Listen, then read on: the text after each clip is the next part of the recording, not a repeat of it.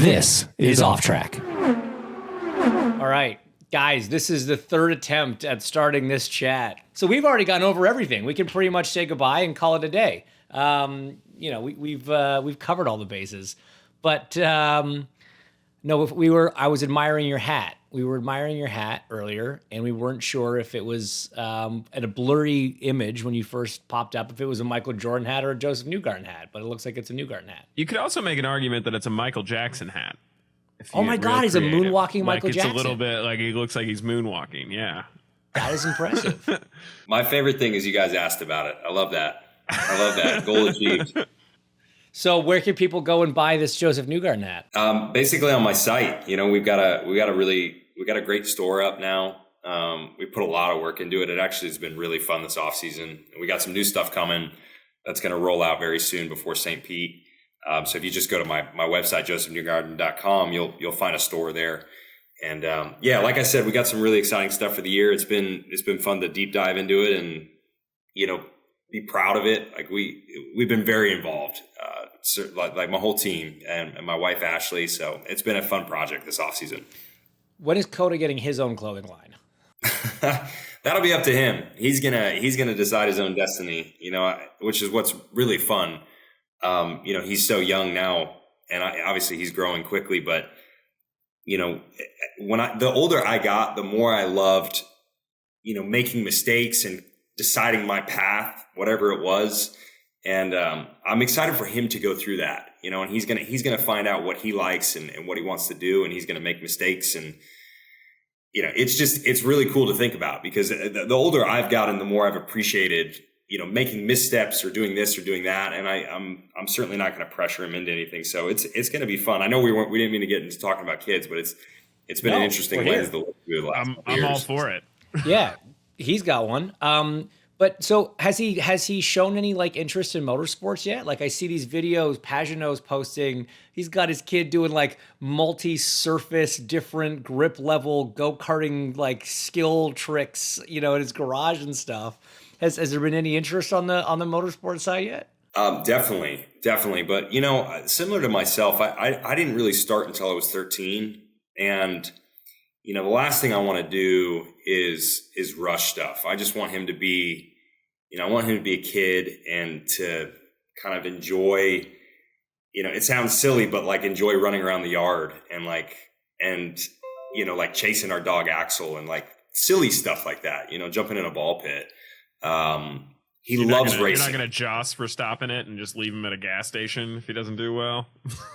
No. I think you got a very different style there in our household, but he loves racing, to answer the question. It's fascinating how much they pick up on. He remembers everything from the Indy 500. He's not even 3 yet, and he knows about the Indy 500. He knows what the race cars are. He knows what an Indy car is, and his favorite movie is Cars. So I think he likes it, but that also is that's one part of the puzzle. He might like it, but not want to drive. So we'll see what he trends. Most 5-year-old boys like cars in some respect anyway, right? So exactly. Yeah. I think this is the first time I've been on the show. Is that correct? Tim? That doesn't sound right. I think you've been on before, because back when we used to record in the buses, I think you came over once. Oh, maybe. It's been a long time. We've been doing this way too long. We've been doing it way too long. And I just want you to know, this. The only reason that you haven't been on more recently is we didn't think we were good enough yet to invite you back. No. Because since the first time you've won a couple of 500s and a couple championships, we're like, well, now he's too big for the show. So we got to get a little bigger. But now people actually listen. So we figured, maybe Josef will come on. I think we tried to have you on a couple times, but for some reason you've been really busy the last 2 Junes. I think you've had some stuff going on, or I don't know. Well, that's why I brought it up, because we've been trying to do this. I feel like we've made 3 or 4 attempts at trying to do a segment, and it just never materializes. So it's good we finally. And the best part is I text you kind of out of the blue, be like, hey man, short notice, but do you want to come on the show today? And you're like, yeah, sounds great. Every time we try to plan ahead, we can't do it. I give you 2 hours heads up. You're like, yeah, as soon as I'm out of the car, I'll give you a shout. Yeah, and funny enough, like this was terrible timing to do this, to be quite honest. Like I was at the Super Bowl over the weekend, and that was fun. It was great, but really yesterday. And then I had to get up at 3 a.m. It's a busy time, but we finally connected on it. Dude, we were just talking about your schedule. Absolutely, like, okay, we're going to talk about all these things in isolation because obviously we want to hear about the Super Bowl and that whole experience and all the rest of it. But where were you before? Were you at least home before Super Bowl? I need to look at my calendar. No, I wasn't. I was in Charlotte at one point. It's so funny when you talk to people about the off season in racing, they just assume, especially with IndyCar where we have a pretty large off season, it's nearly 6 months. They just assume we're just hanging out and, waiting and vacationing and just waiting for St. Pete to come around the corner. I think I've already done 8 production days this year. So, and it's just this calendar year. I mean, we're only at the beginning of February. So it's just, there's stuff happening all the time, especially at Team Penske. It starts from the top. Whenever I'm around Roger, he's nonstop and he's just going flat out. It's impressive. I mean, at the speed that he paces and that kind of permeates through the company. Then everybody has to, sort of raise their level and match that. So we just end up always being busy, but it's a good thing. When I look at it, I always love to be busy. It's good stuff happening when we're busy. So, it's been a lot this offseason. Run me through that stretch. Because you were just saying you were somewhere, then Super Bowl. Well, this next week and a half is really nuts. So we went down to, I'll just give you the rundown. So we went to the Super Bowl Saturday. We were there. We did our thing yesterday. Then I had to get up early, be here in the next 2.5 days, and then I'll go immediately to Sebring. I've got a test in the Porsche GTP car on Thursday. Then I'll go to Daytona for our partner Shell. I'll do that. And then immediately after Daytona, I'll drive back to Sebring and we'll do the 2-day test for IndyCar. And then immediately from there, I've got to go to, where am I going? I got to go to Scottsdale. I've got a PTL Winter Circle event that I got to go do. Then I'll come home. So this is like that was the next 10 days basically for this stretch. Yeah. That's wild. That is wild. And then I'm only home 2 days before I have to go to Charlotte again. And then I'll go to Charlotte and then I go back to somewhere. I'm going like San Antonio on race week of St. Petersburg. And then I was trying to work the NFL Combine in. I really, really, really wanted to go to the Combine, but I don't see how I don't have the time. Like it's Wednesday of race week and it would be unwise for me to go do it. I wish I had the time, but I wanted to plug that in. Yeah. So during this off season, obviously everybody's been pretty impressed with how much Fox has been promoting IndyCar and stepping up the game of promoting the drivers. And obviously that started with your commercial, which now everybody saw in the Super Bowl yesterday. I mean, being the face of something isn't necessarily new for you, right? You've been the golden boy of IndyCar for a while. You're 2-time back-to-back 500 champion. But how has this been being on an ad during the Super Bowl, being at the Super Bowl for the pregame show, hanging out with Tom Brady? Has it felt different coming into this next season, or is it just another day at the office? Well, the Fox relationship feels very different. I mean, it's like honestly, it's a 180 from what I've been used to in the past. As far as the event, being able to go to the Super Bowl was just really, it was fun. It was such a cool privilege to be there with Fox and to see the game. It was really the first time that we've seen it, in full action. I went once in 2021 when it was still COVID conditions. And so there was really no one there. It wasn't a normal Super Bowl. This was the first time we got to see it in all of its authenticity. And it was really impressive to just be there. But I think, the long and short of your question is I mean, genuinely, and I've said this before, I care about the success and the growth of the series, and what's fun right now. And I've kind of a broken record on this too. I've been telling this to people a lot. The great thing about what I see happening within the sport with Fox's new involvement, and they're seeing it too, is that if you can tell the story properly, if you can show it properly what IndyCar is, it can be brought back to what it was. We're not hoping and dreaming that we're going to make IndyCar something great one day. it was something great. It was something of great significance, globally and certainly domestically here in the United States. The Indianapolis 500 is the oldest, most historic event on the planet for motorsport. Okay. And it's still the single largest sporting event for a day attendance that we have around the world. So, the prominence of this sport is very much intact. And I think Fox is already finding a way to capture the image of that and display it and put it in front of people, which is what we've said we've always needed all along for the last 20, 25 years. So, I don't have a crystal ball. None of us do. I don't know what's going to happen in 12 months time, but I can see the potential for a wave.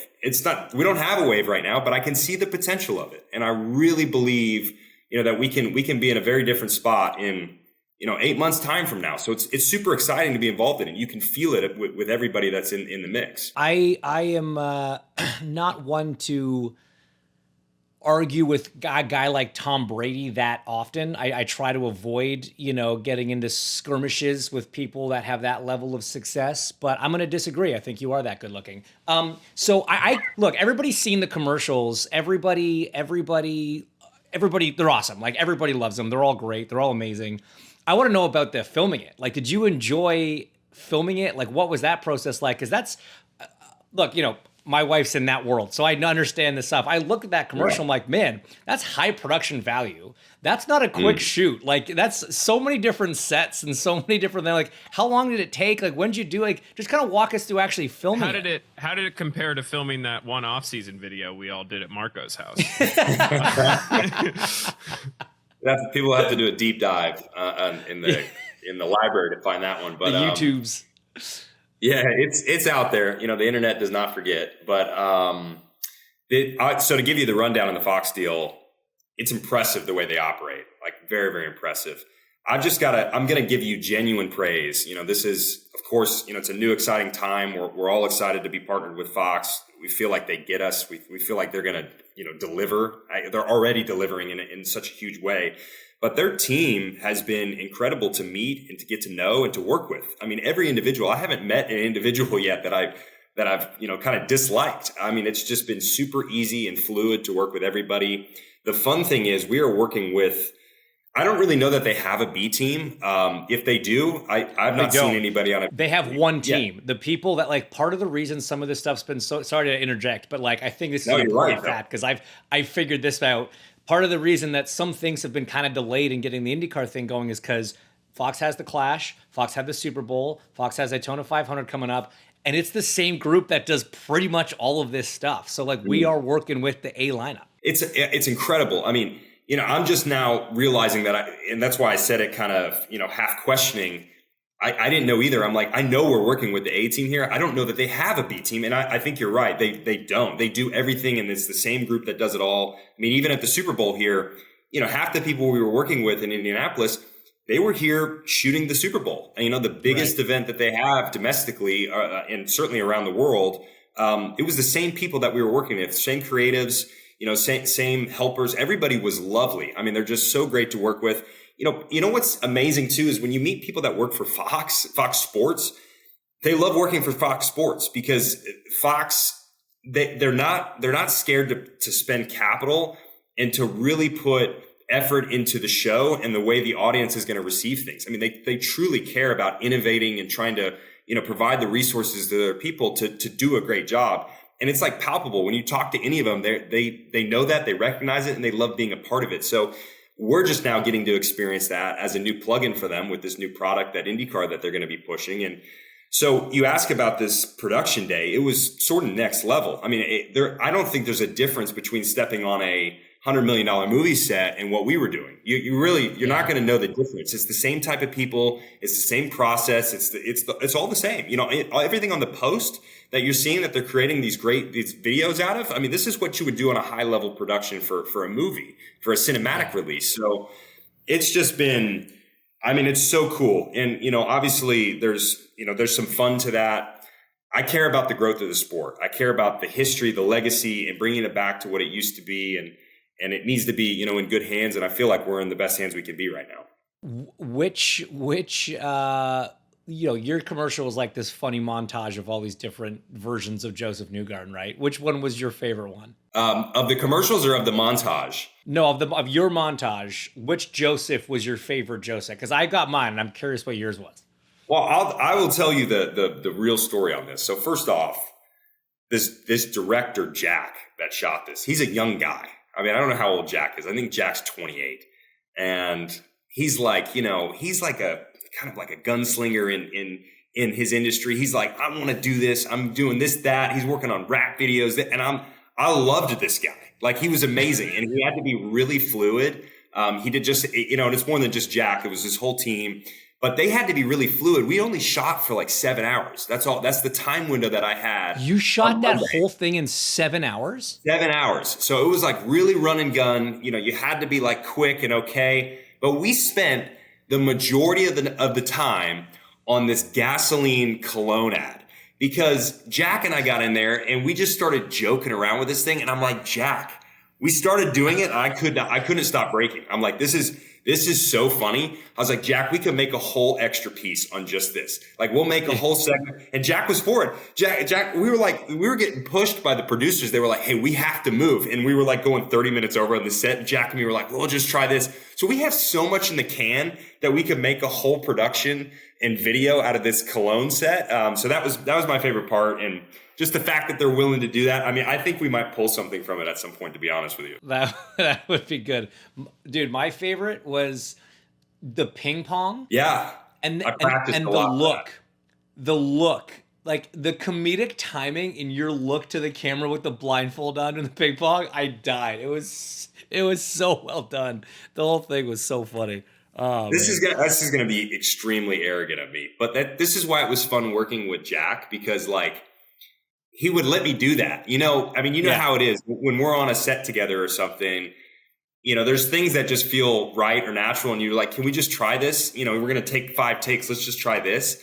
And he would let me do that. He was like, yeah, and there was some stuff that he nailed and he was like, oh, this is what's going to be funny. And then there were some things that I said and he'd let me do it. And I was like, well, just see, and you can, and they'll pull it and they'll put it in the edit and it ends up working. Was the look your call? Was that your creative influence? Oh, dude, well done. Well done. That was well played. That's good. I love that. I love that they let you kind of riff on one thing. There was so many little things. And like I said, there's probably 100 things that didn't even make it that, we could just spend hours putting different pieces together. What, when you got to, I saw you taking pictures with Brady at the Super Bowl, was he like kind of standoffish because, everyone was calling you better looking than him, or like, how did he take it? No, he was lovely. Honestly, Brady has always been inspirational to me, like just as an athlete. I know that's controversial. He's someone people either love or they hate. And look, I've always stated this. I like people that do, extraordinary things in sport, things that people don't, see very often. He's certainly done that. He sits at a level that no one else has sat at from a quarterback viewpoint. And I think what you see about Tom is the way he interacts with his team, how close he is with a lot of the players that he got to work with and how they still interact today. And like what you see on camera, that's Tom Brady. Like he's a super genuine, nice guy, like gives you all the time in the world that he can. It was really cool. We got to spend a good, probably 30 minutes together in the green room while they were doing their thing and we were getting ready. So yeah, just a cool interaction. And that kind of just speaks to Fox again. They've got this portfolio with so many different individuals involved and they're crossing over a lot of different sports. And everybody likes, cross promoting. Like there's no, hey, we're standoffish. We want it. People aren't doing that. They're just happy to have whoever's there and they're very easy to interact with. So it's been a pretty pleasant experience up to this point. All right, man. Well, let's just shift gears real quick before we let you go. You've kind of talked about your schedule and how manic it is from now until St. Pete, but St. Pete's coming. It's around the corner. New season in IndyCar is kicking off. Not a lot of changes this year. We have the hybrids now. We're not introducing something weird mid-season. Your team is the same from driver lineup. I don't know if you have anyone different on your car, or if your programs identical? Pretty similar. Yeah, we're not a big change in the 2-car group. So that must make you feel pretty good going into the season. Just kind of, how much are you looking forward to St. Pete, and what do you think the twos have in store in 2025? I mean, I'm excited. I think everybody is. I don't know how you couldn't be at this point. Just kind of to continue to harp on the Fox relationship. I think people are excited to see what they're going to present. I'm speaking more from the series standpoint than just personally, but what I like, and I think you know this, I'm sure you've talked about this, like you guys are going to be able to just tell the story so much more than maybe what you've had in the past, because there's so many IndyCar races that you watch where, either the race up front was really good and maybe you didn't get the full picture of it, or there's races, somewhere else in the field that are incredible and like no one knows about it. So I'm really excited to see the story that you guys tell, and I think it's going to be a great year for that. On the 2-car specifically, I think we're in a great spot. I mean, I've almost, I don't remember a year going into it not feeling, extremely confident in what we have going on as a team. We have all the pieces. I believe tremendously in our group and the people that are involved in it and what we're doing and what we can do. So, certainly the big item has to be that, we've got to elevate our championship game. We drifted back much more than we wanted to. It was a roller coaster year. A lot was happening from the start to the finish. So trying to smooth all of that out and to have a championship run again, I think is very front of mind for me. And then obviously Indianapolis, is going to be, a big opportunity for us. And we always look forward to the month of May, and it's just a different type of chance that we have there, than anybody else probably this year. You got 2 championships, you've got 2 500s. In 2025, you can only have one. What would you rather have? Well, having gone through it, it's hard to turn down the 500. Yeah. I mean, look, we all get asked this question, and I've been asked it so many times. What would you rather have? I always said both. I still think that's so true. It's not, you look at them differently. It's not like, you got the same amount of both now, and so you're still going to go 500. Yeah, I think in the past, even when I tried to shy away from the answer, because my real answer is both, but if you're like really having to pick, I used to, I still think the championship, they're just different. The championship is so hard to win for one reason, because it's a collection of the year. It's a lot of results, and to put that, good finishes over time, that many weekends in a row is very difficult to do. And then Indy there's a pressure to that for a completely different reason. It is more like the Super Bowl, and we call it the Super Bowl because much like that event, their championship leads to one opportunity. It's like it's all or nothing. And that's how May is, right? Like you spend 3 weeks there, and then it gets distilled down into one day, one moment, and it's all or nothing. So you kind of throw the 500 out of the championship conversation because it feels like its own thing.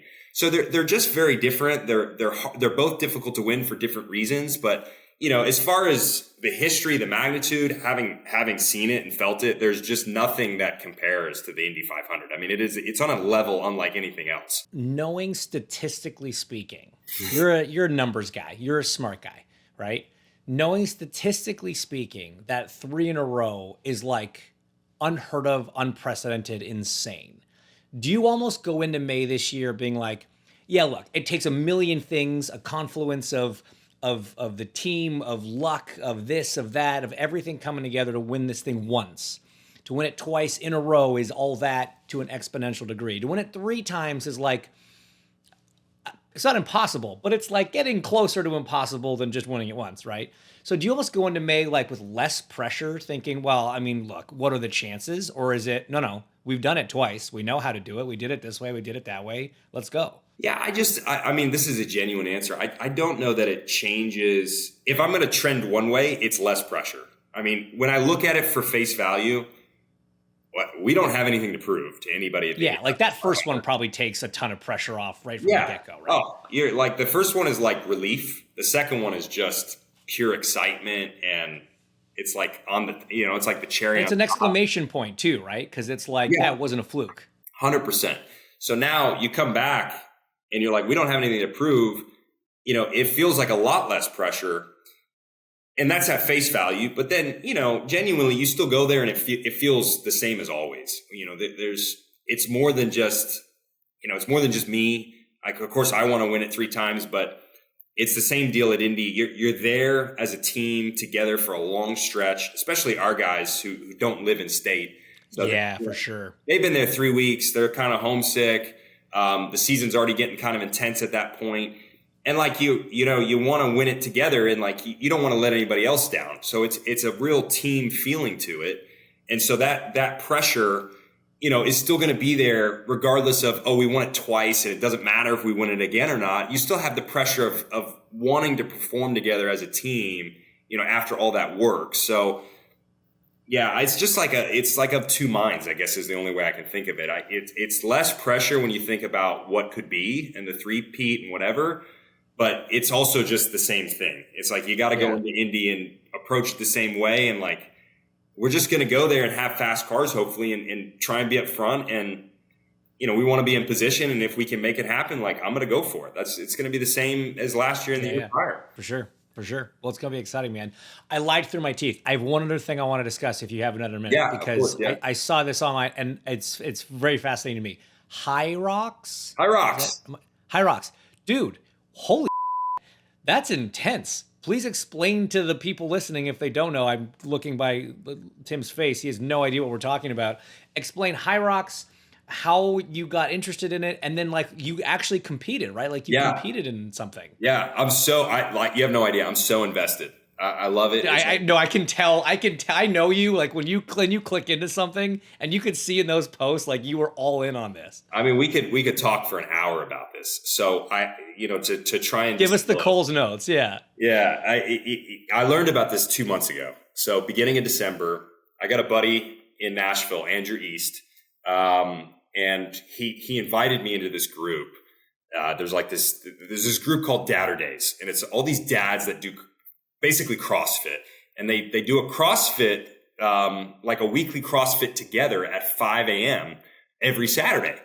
And I was like, yeah, it's definitely one of those things where you just got to go do it. Let's do something hard today on Saturday. And so I got involved a little bit through Andrew and started going to these, and I was like, oh, this is a fun challenge. I mean, I'm not good at CrossFit. I don't have the size for CrossFit. Anybody that knows that sport, knows that it's a lot of compound lifts. It's a lot of Olympic lifting. Something I would have loved to have gotten into, but I can't have the body build while driving an Indy car to do that. So anyways, I got involved in these Saturday sessions. It's been really fun. And then Andrew told me about this Hyrox racing. He's like, I'm getting ready to do this Hyrox. I'm going to do a doubles with my other buddy, and we're going to do it in Vegas. And I was like, oh, cool. What's Hyrox? And I looked it up. And then I learned what Hyrox was. What stuck out immediately to me was, I was like, Hyrox is got to be the closest physical fitness competition to driving an Indy car. I was like, it is identical to what is requested of us in a high intense IndyCar race. Take a hot, humid race at St. Petersburg, where it's just a very physical day. It's going to take you an hour and a half, hour and 45 to do it. That's what Hyrox is. So Hyrox is an 8K run. It's broke up into 1Ks. And then after each 1K, you have to do a station. So it's 8K of running and then 8 stations in between all that. The first station is a sled push at 450 pounds for 50 meters. The second station is a 350 pound sled pull for 50 meters. Okay. And then you have to I lied. The first one before the first 2 sled pushes is 1,000 ski erg. Okay. Then you do the sleds, then you come back, and I can't even remember the order. There's like 8 exercises. Right. But anyways, you have to go through all these exercises. You got to do like 100 meters of lunges with a 70 on your back. You got to do like 200 meters of farmer's carries. You have to do 100 wall balls to finish with a 20 pound. And I'm giving you all the pro weight descriptions. So I looked at this and I was like, oh, okay. So basically you're telling me you have to have an incredible cardio base. You have to have good strength, and you have to have strength endurance in an anaerobic state for about an hour, maybe an hour and change. I was like, that's literally what we're doing in an IndyCar. Now these guys, now that I dove into it, and I was very way too egotistical about it. I'm like, I got 2 months. I got this. I got 2 months to prepare for this Vegas race, and I can do that. I'm gonna be top of the charts in 2 months. And I quickly learned that there are people that they do this for a dedicated their lives to this. Yeah. And it's intense. And so Hyrox, it's like guys be like, oh, I can drive in a circle. That's not that hard. No, 100%. Like I got humbled very quickly.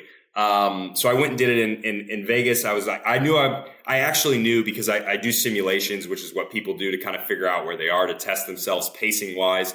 And I got pretty good on my sim times, but I knew I wasn't elite yet. And so I was like, I kind of hate to go to Vegas. I know I'm not where I need to be, but I also knew I needed to go to learn about it and to put a time on the board and go, okay, this is what I really need to work on. So just, all of that combined, I've fallen in love with it. I think it's amazing. And, the best part about it, having it as a hobby, is that, the dedication and time to get good at it is the exact type of training that I would be doing anyways for my job in IndyCar. And it's not detracting from your normal kind of program. Not at all. And honestly, the fitter I become for Hyrox racing, the better position it puts me in for my day job driving an IndyCar. So it's kind of a win-win situation, I see. Yeah. Well, hey man, Tim ran a 5K for the first time since high school a couple weeks ago. So we're all kind of on a big fitness, that's big. Push right now. I'm not getting it. That's big still. Yeah.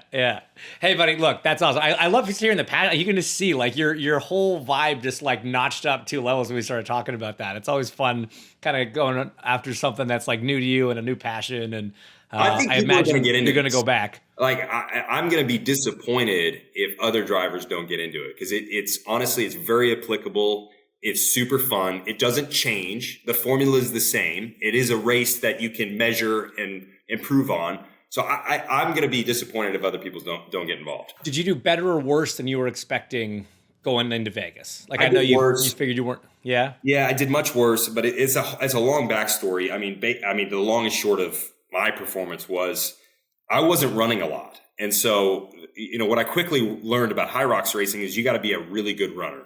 60% of the competition time is running.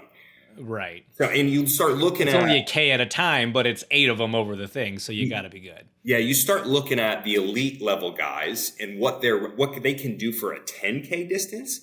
And like, I was running maybe 3-4 miles a week. Most of my cardio training is on erg machines, Concept 2, row erg, ski erg, bike a little bit, but I didn't have a lot of running volume.